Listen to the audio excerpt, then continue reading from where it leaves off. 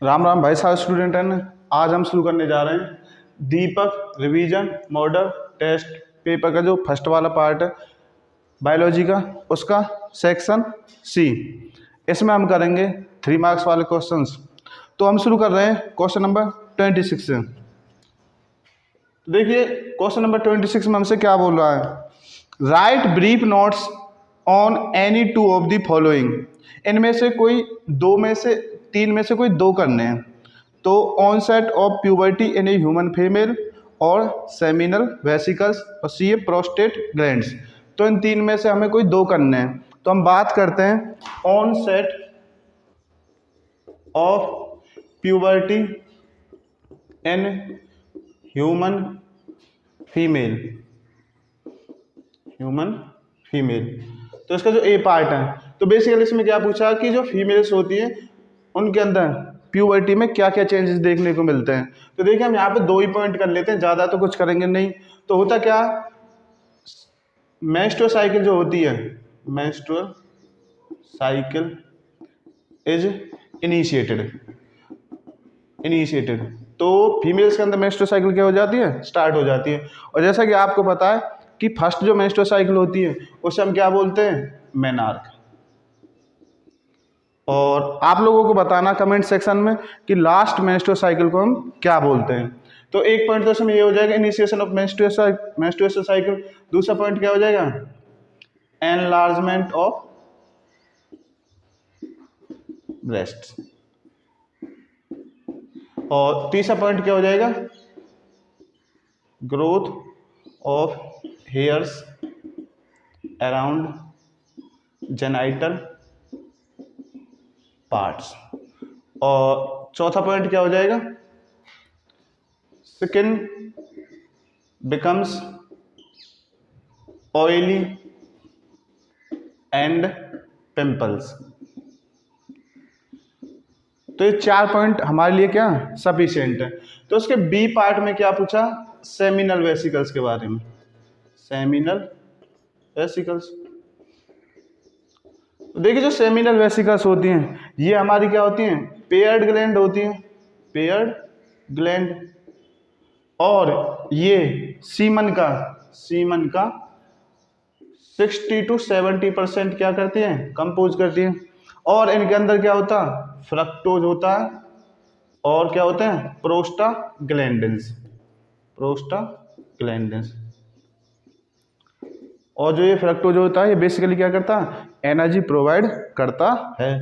तो इन तीन में से हमें कोई दो ही लिखने हैं, तो हमने इन दो के बारे में लिख दिया। तो यहाँ पे हमारा क्वेश्चन क्या हो जाता, खत्म हो जाता है।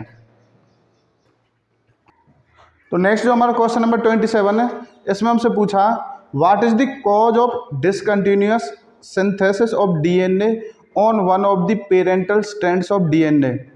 What happens to these short stretches of synthesised DNA. जैसा कि आपको पता है कि जब हमारा डीएनए रेप्लिकेशन होता है तो डीएनए रेप्लिकेशन में हमारे पास 2 स्ट्रैंड बनती हैं। एक तो बनती है लीडिंग स्ट्रैंड, दूसरी बनती है हमें लैगिंग स्ट्रैंड। तो होता क्या है, लैगिंग स्ट्रैंड में हमको यहाँ पे बार बार क्या करना पड़ता है, आरएनए प्राइमर ऐड करना पड़ता है, जिसकी वजह से यहाँ पे हमें डीएनए के छोटे छोटे फ्रेगमेंट मिलते हैं। इन डीएनए के छोटे छोटे फ्रेगमेंट्स को हम क्या बोलते हैं, ओकाजाकी फ्रेगमेंट्स। और ये पूछा कि इन ओकाजाकी फ्रेगमेंट्स का क्या होता है। तो इन ओकाजाकी फ्रेगमेंट्स को लाइगेज एंजाइम की मदद से क्या कर दिया जाता है, जोड़ दिया जाता है। तो हमारा जो बी पार्ट है इसमें बोला given below is the sequence of coding strand of DNA in A transcription unit 3 prime to 5 prime.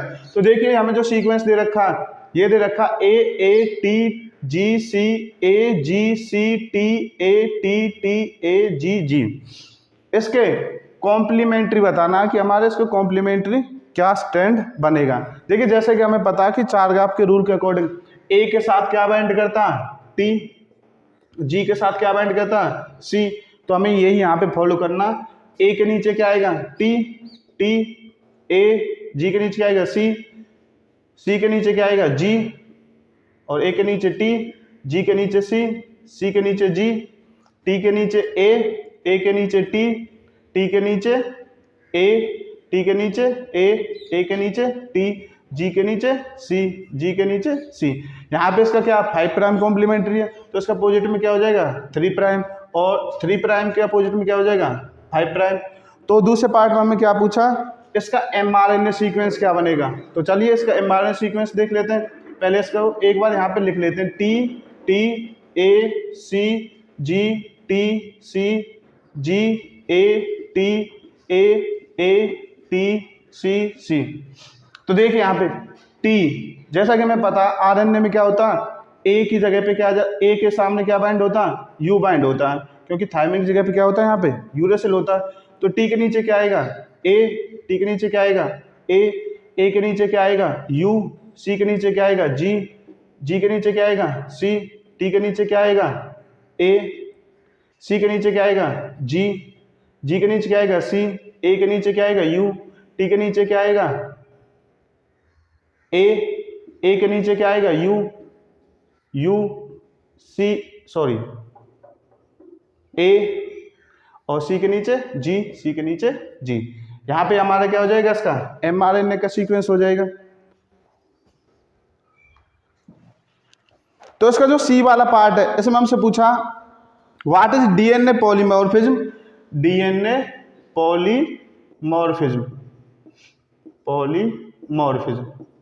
और इसकी इंपॉर्टेंस बतानी है। देखिए जो डीएनए पॉलीमॉर्फिज्म है, इसमें इसका नाम इंडिकेट कर रहा है, डीएनए मीन्स तो डीएनए ही है, poly means many, multiple, many या मल्टीपल, और मॉर्फिज्म में यहाँ पे क्या मतलब है, मॉर्फोलॉजी।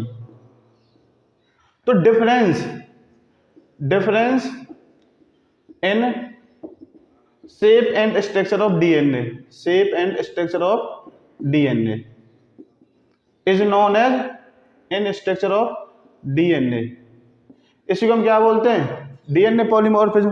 अब पूछा हमें इसकी इंपॉर्टेंस क्या है, तो देखिए जो डीएनए पॉलीमॉर्फिज्म है, इसकी वजह से ही क्या आती हैं, वेरिएशंस आती हैं। और आपको पता है जो वेरिएशंस हैं ये किसका सोर्स है, इवोल्यूशन का सोर्स है। तो हम क्या कह सकते हैं कि जो डीएनए पॉलीमॉर्फिज्म है, it is the source of variations and variation leads to evolution.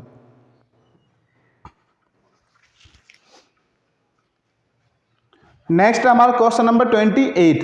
Question number 28 में हमसे पूछ रहा what is the basic principle of vaccination, how do vaccine prevent microbial infections, name the organism from which hepatitis B vaccine is produced. तो देखिए जो vaccination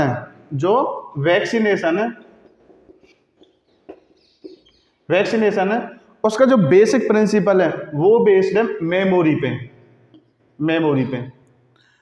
जैसे कि आपको पता है कि हमारी बॉडी में दो तरीके की लिम्फोसाइट होती हैं, बी लिम्फोसाइट और टी लिम्फोसाइट, बी लिम्फोसाइट और टी लिम्फोसाइट। जो बी लिम्फोसाइट होती हैं ये क्या बनाती हैं, एंटीबॉडीज बनाती है, ये बनाती है एंटीबॉडीज, और टी लिम्फोसाइट क्या करती है, इसको सिग्नल देती है।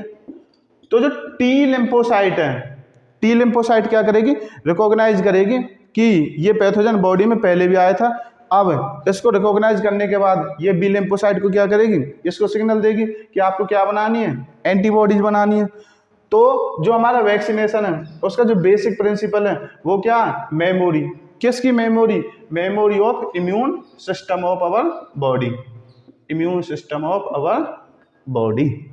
उसके बाद पूछा हमें कि हेपेटाइटिस बी की जो वैक्सीन है, हेपेटाइटिस बी की जो वैक्सीन है वो किससे प्रोड्यूस की जाती है। तो हेपेटाइटिस बी की जो वैक्सीन है वो प्रोड्यूस की जाती है यीस्ट से, जिसका क्या नाम है, सैकेरोमाइसिस सेरेवेसी। अब आप लोगों को कमेंट सेक्शन में इसका दूसरा कॉमन नेम भी बताना और बताना कि ये कहाँ पे यूज होती है ये वाली यीस्ट। तो बच्चों नेक्स्ट जो हमारा क्वेश्चन नंबर 28 का और वाला जो पार्ट है, इसमें हमसे पूछा what is cancer, how is a normal cell different from the cancer cell, how do normal cell attain cancerous nature. तो हमसे पूछा कि कैंसर क्या है।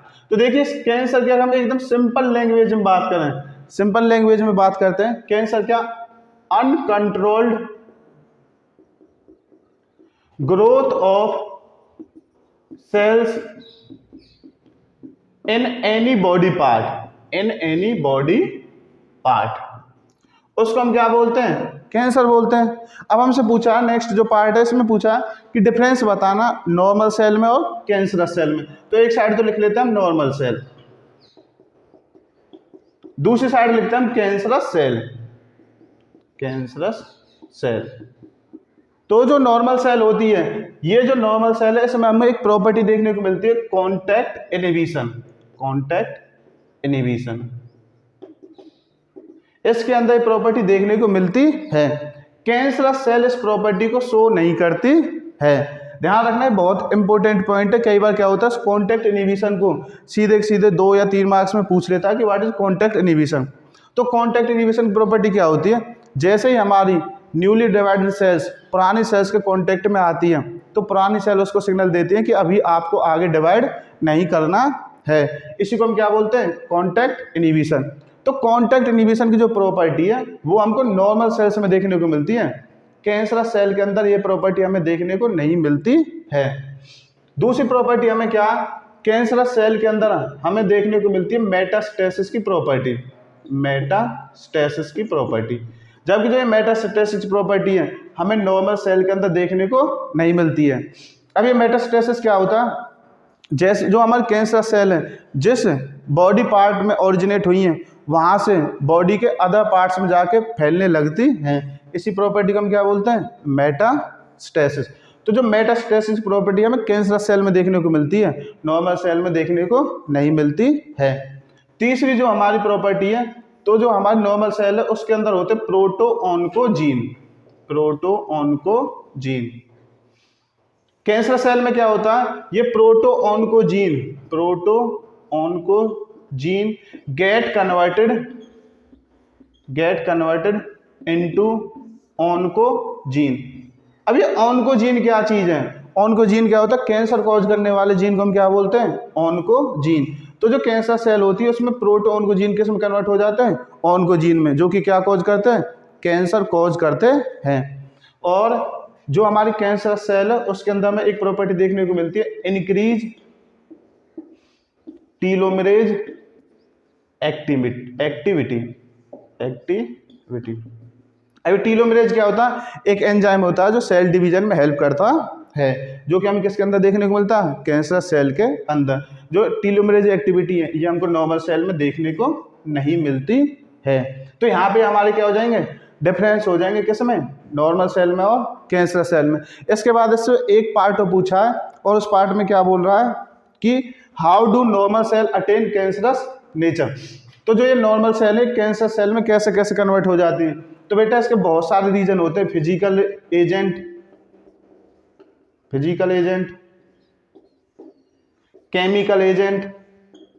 केमिकल एजेंट और बायोलॉजिकल एजेंट। तो फिजिकल एजेंट में हमारा क्या आ जाएगा, X rays, UV rays, gamma rays. और हमारा क्या आ जाएगा, जो जम्मू कश्मीर के लोग होते हैं वो क्या होते हैं, अपने आप को ठंड से बचाने के लिए अपने पास एक अंगीठी टाइप में रखते हैं जिसे हम क्या बोलते हैं, कांगरी। केमिकल में क्या आ जाएगा, बहुत सारे केमिकल आ जाएंगे, जैसे कि मस्टर्ड गैस हो गया, और जो सिगरेट होती है उसका स्मोक हो गया, सिगरेट स्मोक, ठीक है जी। और बायोलॉजिकल एजेंट में क्या हो जाएगा, कुछ वायरसेस होते हैं जो क्या कॉज करते हैं, कैंसर कॉज करते हैं, उनको हम क्या बोलते हैं, ऑन्को वायरसेस। यहाँ पे हमारा क्वेश्चन नंबर 28 का और वाला पार्ट क्या हो जाता, खत्म हो जाता है। तो नेक्स्ट जो हमारा क्वेश्चन नंबर 29 है, इसके दो पार्ट हैं, ए पार्ट और बी पार्ट। ए पार्ट में हमसे क्या बोला, what is the effect of alien species invasion on the biodiversity, discuss it by giving a suitable example. तो चलिए इसके बारे में बात कर लेते हैं। तो होता क्या, alien species invasion, alien species invasion. Alien species invasion में क्या होता, कोई बाहर की स्पीसीज किसी हैबिटेट में आके उस हैबिटेट में पहले से रह रही स्पीसीज को जाके क्या कर देती है, एलिमिनेट कर देती है, ख़त्म कर देती है। इसी को हम क्या बोलते हैं, एलियन स्पीसीज इन्वेजन। और इससे हमें इसका एग्जाम्पल पूछा तो जैसा कि हमें पता है कि एक पार्थेनियम ग्रास करके है, पार्थेनियम ग्रास, जिसको हम क्या बोलते हैं, terror of Bengal, terror of Bengal. इसका एक और नाम है वाटर हाइसिंथ, वाटर हाइसिंथ। तो हुआ क्या था, जब वाटर हाइसिंथ को रिवर्स में इंट्रोड्यूस किया था तो उसने क्या किया था, इतनी ज़बरदस्त ग्रोथ की थी जिसकी वजह से पानी के सरफेस पे क्या हो गई थी, जमा हो गई थी, जिसकी वजह से जो सनलाइट थी वो अंदर वाटर तक पेनिट्रेट नहीं कर पाई। तो जो फाइटोप्लैंक्टन वगैरह हैं उनको सनलाइट नहीं मिली थी फोटोसिंथेसिस करने के लिए, जिसकी वजह से उनकी क्या हो गई थी, डेथ हो गई थी। प्लस में इसने ऑक्सीजन को भी अंदर जाने से रोक दिया था। So due to deficiency of oxygen तो फिशेज वगैरह की भी क्या हो गई थी, डेथ हो गई थी। तो हमारा किसका एग्जाम्पल है, बेस्ट एग्जाम्पल है एलियन स्पीसीज इन्वेजन का। अब जो इसका जो बी वाला पार्ट है, इसके बी वाले पार्ट में पूछा nature's biological library is burning even before we catalogued the titles of all the books stocked here, elaborate this statement. तो इसका जो बी वाला पार्ट है, बी वाला पार्ट क्या बोला कि नेचर की जो बायोलॉजिकल लाइब्रेरी है वो क्या हो रही है, बर्न हो रही है। तो इसके हमें वजह बतानी है और इसके क्या साइड इफेक्ट है उसके बारे में बताना। तो देखिए होगा क्या, जैसा कि आपको पता है कि आज के टाइम में बायोडाइवर्सिटी लॉस है जो वो बहुत तेज़ी से हो रहा है। तो यहाँ पर हम थोड़ा सा इकोलॉजी का कॉन्सेप्ट कनेक्ट कर लेते हैं कि होता क्या है। एक साइंटिस्ट था रॉबर्ट मे, रॉबर्ट मे नाम का साइंटिस्ट था। उसने क्या कहा था कि अभी तक हम 1.7 से लेकर 1.8 मिलियन स्पीसीज तक क्या कर पाए, ढूंढ पाए, लेकिन 7 मिलियन स्पीसीज तक क्या की जा सकती है, अभी और डिस्कवर की जा सकती है। लेकिन नेचर की जो क्या बायोडाइवर्सिटी है वो बहुत जल्दी से क्या हो रही है, ख़त्म हो रही है। इतनी तेज़ी से ख़त्म हो रही है कि बहुत कम समय में ही जो हमारी बायोडाइवर्सिटी वो बहुत ज़्यादा अमाउंट में क्या होती है, लॉस होती जा रही है। तो जो ये 7 मिलियन स्पीसीज हैं इनको हो सकता है कभी भी डिस्कवरी ना किया जा सके। तो स्टेटमेंट का ये मतलब है। नेक्स्ट जो हमारा क्वेश्चन नंबर 30 है, ये हमारा सीधे सीधे किससे गिवन है, पीसीआर से गिवन है और हमें इसका स्टेप बताना है। तो क्वेश्चन क्या बोला, identify and explain steps A B and C in the PCR in the following diagram. तो हमें बताना ए स्टेप में क्या और बी में क्या है और सी में क्या। तो यहाँ पे ए क्या है, डीनेचुरेशन है, बी क्या है यहाँ पे, एनीलिंग है, और सी क्या है, एक्सटेंशन है। तो डीनेचुरेशन में क्या होता है, जो डीएनए होता है जिसकी हमें कॉपी बनानी है उसको क्या किया जाता है, हाई टेम्परेचर पे, हाई टेम्परेचर पे हीट किया जाता है। ये हाई टेम्परेचर कितना होता है, अप्रोक्सीमेटली 94 से लेकर 96 डिग्री सेल्सियस। और हीट करके इसकी दोनों स्ट्रैंड्स को एक दूसरे से क्या कर दिया जाता है, अलग कर दिया जाता है। इसी को हम क्या बोलते हैं, डीनेचुरेशन। एनीलिंग में क्या होता है, जैसे जो स्ट्रैंड अलग हो गई तो इनके साथ क्या ऐड किया जाता है, डीएनए प्राइमर ऐड कर दिया जाता है। और एक्सटेंशन में क्या होता है, जो डीएनए पॉलीमरेज एंजाइम है, डीएनए पॉलीमरेज एंजाइम है, डीएनए पॉलीमरेज एंजाइम है, इसका कॉम्प्लीमेंट्री बेसिस जोड़ते हुए चला जाता है। तो पीसीआर की जो फुल फॉर्म वो है पॉलीमरेज चेन रिएक्शन। तो इसके 3 स्टेप है, डीनेचुरेशन, एनीलिंग और एक्सटेंशन। डीनेचुरेशन में क्या हो जाता है, क्या होता है कि जो डीएनए की जो स्ट्रैंड है उसको हाई टेम्परेचर अप्रोक्सीमेटली 94 से लेकर 96 डिग्री सेल्सियस पे क्या किया जाता है, हीट किया जाता है। एनीलिंग में क्या होता है, जैसे हीट करने की वजह से दोनों स्ट्रैंड एक दूसरे से अलग हो जाती है तो उनके क्या जोड़ दिया जाता है, डीएनए प्राइमर जोड़ दिया जाता है। एक्सटेंशन में क्या होता है, जैसे डीएनए प्राइमर जोड़ा तो जो डीएनए पॉलीमरेज एंजाइम है, डीएनए पॉलीमरेज, यहाँ पे कौन सा डीएनए पॉलीमरेज यूज होता है, टैग पॉलीमरेज, टैग पॉलीमरेज। तो ये टैग पॉलीमरेज क्या कहता है, इसके कॉम्प्लीमेंट्री बेसिस जोड़ते हुए चला जाता है। आप लोगों को कमेंट सेक्शन में टैग पॉलीमरेज की फुल फॉर्म बतानी है और बताना है कहाँ से ऑब्टेन किया जाता है। तो बच्चों नेक्स्ट जो हमारा क्वेश्चन नंबर 30 का और वाला पार्ट है, इसमें 2 पार्ट दे रखे हैं, ए और बी। तो ए पार्ट क्या बोला, how is the presently occurring species extension different from the earlier mass extension. तो देखिए अब तक मास एक्सटेंशन मतलब समझ लेते हैं पहले। मास एक्सटेंशन मतलब क्या होता है? एक्सटेंशन, मास एक्सटेंशन मतलब क्या? अर्थ वैसे लाइफ का खत्म हो जाना on a large scale, on a large scale, तो उसे हम क्या बोलते हैं? मास एक्सटेंशन। तो अभी तक हमारी अर्थ पे 5 मास एक्सटेंशन हो चुके हैं। अब की बार जो मास एक्सटेंशन होगा वो कौन सा होगा? 6th मास एक्सटेंशन होगा। और जो 6th मास एक्सटेंशन है इन पहले 5 के कंपैरिजन में कई हजार गुना फास्टर है। और ये जो मास एक्सटेंशन होगा, ये पहले जो 5 थे ये तो थे नेचुरल, लेकिन जो ये 6th वाला है ये है बेटा एंथ्रोपोजेनिक। एंथ्रोपोजेनिक, एंथ्रोपोजेनिक मतलब क्या होता है? मीन्स ह्यूमन मेड या फिर मैन मेड। तो ये वाला जो एक्सटेंशन होगा ये किसकी वजह से होगा? ह्यूमंस की वजह से होगा। और ये पहले 5 मास एक्सटेंशन के कंपैरिजन में कई हजार गुना फास्टर है। इसका जो बी वाला पार्ट है, बी वाले पार्ट में हमसे बोला a species area curve is drawn by plotting the number of species against the area. How is it that when a very large area is consider the slope is steeper than that of 4 smaller areas. तो चलिए इसके लिए हम graph बना लेते हैं। Area species, देखिए सबसे पहले ये हमारा बोलता क्या है? ये हमारा स्पीसीज एरिया रिलेशनशिप बोलता क्या है कि जैसे जैसे हम एरिया बढ़ाते जाएंगे तो हमारी जो बायोडायवर्सिटी है वो क्या होती जाएगी? इंक्रीज होती चली जाएगी। लेकिन अगर हम उसके बाद एक लिमिट तक और ज़्यादा एरिया बढ़ाते जा रहे हैं तो हमारी जो बायोडायवर्सिटी है वो ज़्यादा अमाउंट में इंक्रीज नहीं होगी। तो देखिए यहाँ पे हमारा एरिया ज़्यादा लेते हैं तो होगा क्या? हमने एरिया को बढ़ाया तो स्पीसीज रिचनेस देखने को मिली, फिर बढ़ाया एरिया को तो स्पीसीज रिचनेस देखने को मिली, फिर बढ़ाया फिर देखने को मिली। अब जैसे जैसे हम एरिया को बढ़ाते चले जाएंगे तो हमारी स्पीसीज रिचनेस क्या हो जाएगी? लगभग कांस्टेंट सी हो जाएगी। तो जो हमारा ये ग्राफ है ये क्या हो जाएगा? स्टीपर हो जाएगा। जबकि यहाँ पे हम एरिया कम लेंगे तो हमारा जो ग्राफ है वो क्या हो जाएगा? इस हिसाब से देखने को मिलेगा, हमें स्ट्रेट लाइन में देखने को मिलेगा। तो होता क्या है, जैसे ही हम एरिया को बढ़ाते हुए चले जाते हैं तो एक लिमिट आने के बाद जो हमारी स्पीसीज रिचनेस है, बोले तो बायोडायवर्सिटी, वो क्या हो जाती है? कम हो जाती है। तो हमारा जो ग्राफ है वो क्या हो जाता है? स्टीपर हो जाता है। तो बच्चों नेक्स्ट जो हमारा क्वेश्चन है इसमें शुरू हो जाता है हमारा सेक्शन डी। तो सेक्शन डी में क्या है? हमें 2 केस स्टडी बेस्ड क्वेश्चन दे रखे हैं, तो हम अपने 2 क्वेश्चनों को सॉल्व कर लेते हैं।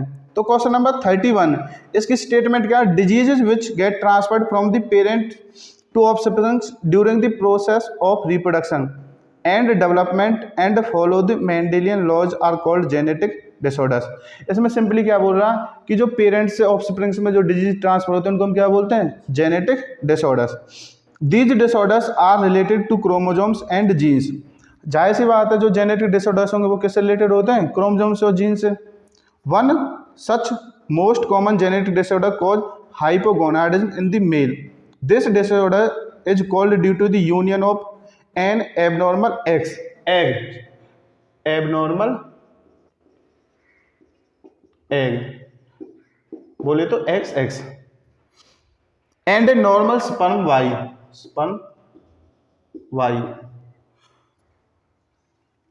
और normal X egg and abnormal XY sperm. और जो हमारा स्पर्म में ये क्या हो सकता है? XY भी हो सकता है।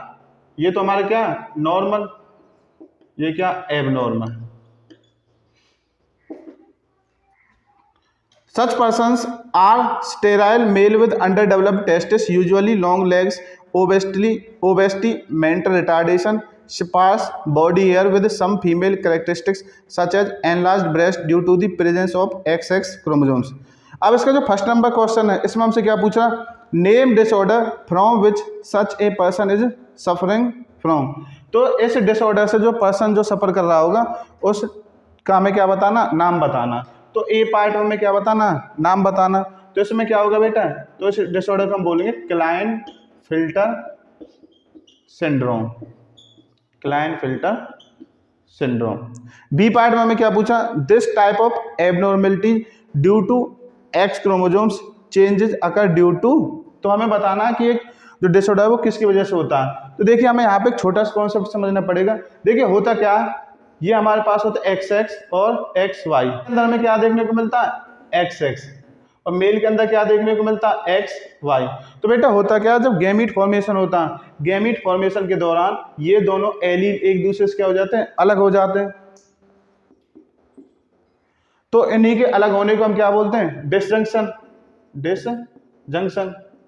अगर ये दोनों एक दूसरे से अलग नहीं हो पाते हैं तो इसी को हम क्या बोलते हैं, नॉन डिसजंक्शन।